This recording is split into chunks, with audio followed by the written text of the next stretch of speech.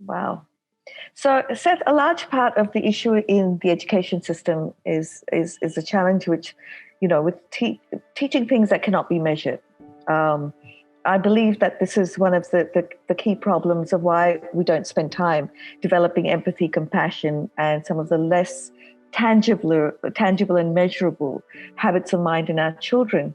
And I know, especially in India, it's a huge challenge because, parents want things that can be measured. Do you have any solution of how we could actually address this issue?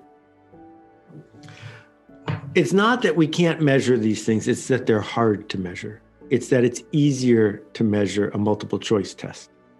One of the challenges I put in front of people, young people, when I'm doing a training or something, is I say, all right, there's 40 of you here, and you're very lucky and privileged you got into this fancy whatever thing you're in, this program. So you're all talented, that you're all skilled, and you've known each other for a few weeks. So here's my question to you. I want you to imagine that, Warren Buffett or, name your favorite business person, comes in and says, I have a very important project. We have an unlimited budget and we're going to do this really cool thing for the next 3 months. You're in charge, saying to one person, you get to pick any 3 people from this group to be on your team. Write down the names of the 3 people you would pick. And then I challenge everyone in the room to write down the 3 names of the people they would pick. And everyone's very uncomfortable with this because they don't want to have to reveal the names. So you're not going to have to tell anybody the names. That's not why we're doing this. I just want you to write down the 3 names. So people start writing down the 3 names. I say, okay, here's the question. If you think more than one person wrote down your name, raise your hand.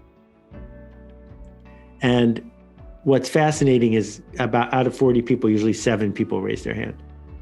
7 people know themselves well enough and they know their impact well enough. And then I turn to the rest of the group and I say, see these 7 people?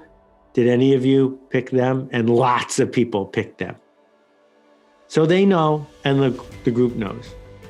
And then my final question is, what would it take for the rest of this program for you to become one of those 7 people?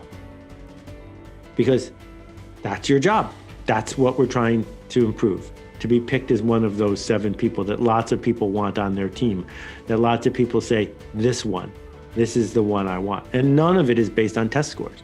It's a measurement of a different thing. So yeah, we can measure it. It's just harder.